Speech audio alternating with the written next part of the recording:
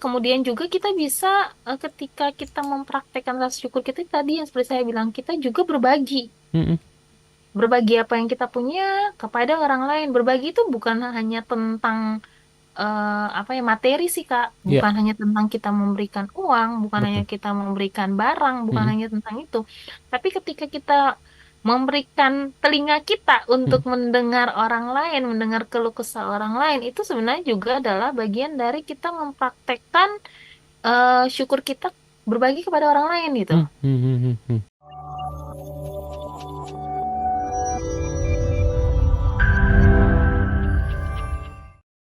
Hans mau buka dengan apa arti bahagia untuk Kak Anet?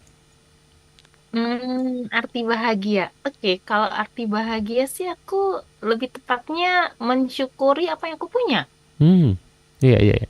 Jadi memang, Simpel tapi mm, bermakna. mm, mm, mm. Artinya syukur dan bahagia ini adalah sebenarnya salah satu dua hal yang tidak bisa dipisahkan ya. Iya, dia saling berkorelasi. Hmm, Jadi mm, saling berhubungan. mm, Jadi kalau kita tidak bersyukur, gimana kita mau bahagia, Kak? betul, betul, betul. Tapi pertanyaan berikutnya adalah banyak orang yang bingung kadang untuk Mm-mm. merasakan bahagia. Kadang ngerasa hampa, numbness gitu ya hidupnya. Nggak bisa, udah diajak jalan-jalan, kok rasanya flat aja. Udah dihibur, teman-temannya udah ngelucu, teman-temannya ketawa, ngakak-ngakak. Tapi kok kita ngerasanya itu hal yang biasa aja ya, nggak lucu ya. Nih kenapa bisa ada hal seperti ini sih, Kanet? Jadi karena kita terlalu menaruh kebahagiaan itu kepada orang lain, Hmm, kepada benda, kepada hmm, situasi. hmm, Nah, kita taruh kebahagiaan kita di situ. Padahal sebenarnya kebahagiaan itu kan harusnya ada dari dalam diri kita gitu. hmm, hmm, Bukan tanggung jawab orang lain atau tanggung jawab sekitar kita untuk membuat kita bahagia. hmm, Yang membuat kita bahagia itu adalah di dalam diri kita, bagaimana kita mensyukuri atas kehidupan yang kita punya, kita hmm, memiliki hubungan yang baik dengan orang lain, dengan hmm, teman, hmm, ataukah dengan pasangan, hmm. ataukah dengan keluarga. Kemudian kita merasa dicintai, itu kan paling penting. Betul, betul. Karena kebanyakan itu kan dari kita itu kan lebih menaruh harapan kita Hmm, bahagia itu karena orang lain kan. ya, Orang lain men-treat kita dengan baik, hmm, berarti kita menjadi bahagia ya, gitu kan. Eh, apa ya, situasi yang menyenangkan itu hmm. membuat kita bahagia kan, belum itu kita terlalu menaruh harapan yang besar kebahagiaan kita ke orang lain dan lingkungan sih, itu sebabnya yang membuat kita merasa oh flat aja ya Hmm, kehidupan hmm, kita hmm, ya hmm, gitu. hmm. Kalau begitu pertanyaan berikutnya adalah gimana caranya biar kita bahagianya tidak bergantung sama orang lain, tidak bergantung pada kondisi dan keadaan di sekitar kita. Hmm. Jadi gini Kak, jadi caranya itu pertama kita Hmm, mempraktekkan rasa syukur yang kita punya itu setiap hari. hmm.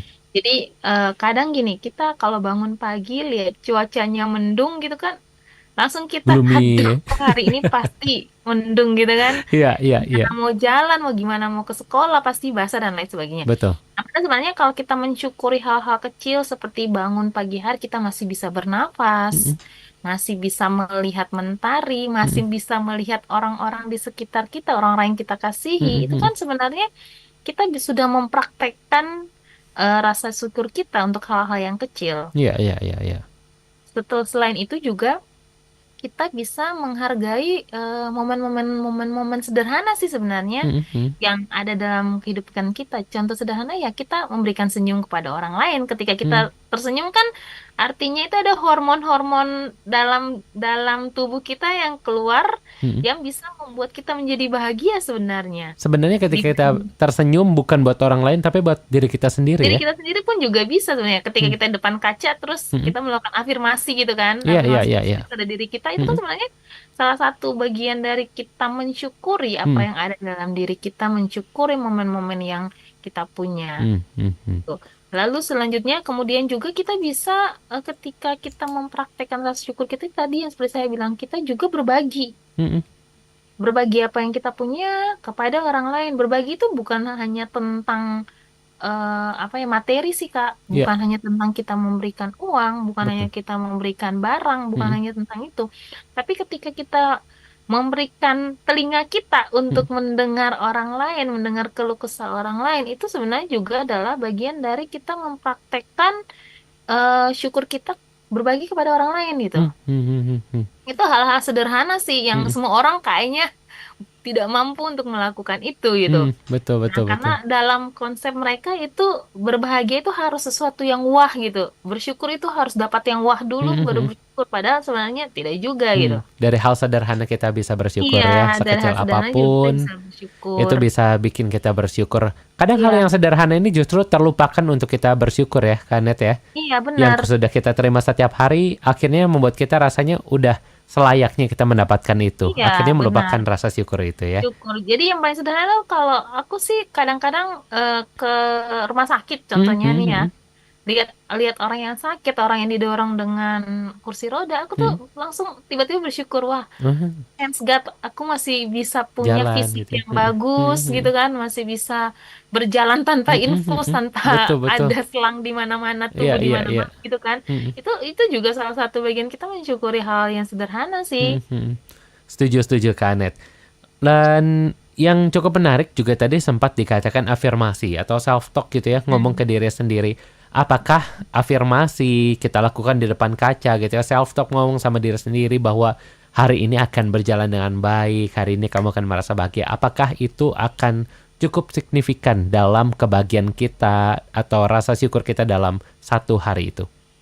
Sebenarnya signifikan sih, Kak. Hmm, Kadang-kadang kan ada orang yang dia tidak percaya diri ya. ya ya ya Contoh ya. ataukah mau ujian nih, Hmm, hmm, hmm, hmm, situasi ujian terus tidak percaya diri gitu. hmm, Tapi ketika dia melakukan afirmasi dan self talk, dan hmm, biasanya itu kalau aku sih sarankan sih self talknya hmm. itu di depan kaca, Oh biar oke. bisa.